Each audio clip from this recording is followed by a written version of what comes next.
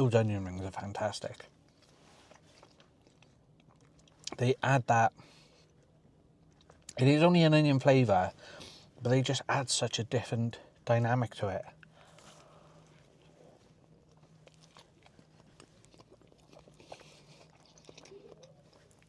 No salad though, I'd like to see some lettuce or something in that. It is pure meat and onions. It'd be good if there was a bit of salad, so like you're getting a Whopper. The mayonnaise is lost completely. I can't really taste any of the mayonnaise. Yeah, that's a bit lost if I'm honest.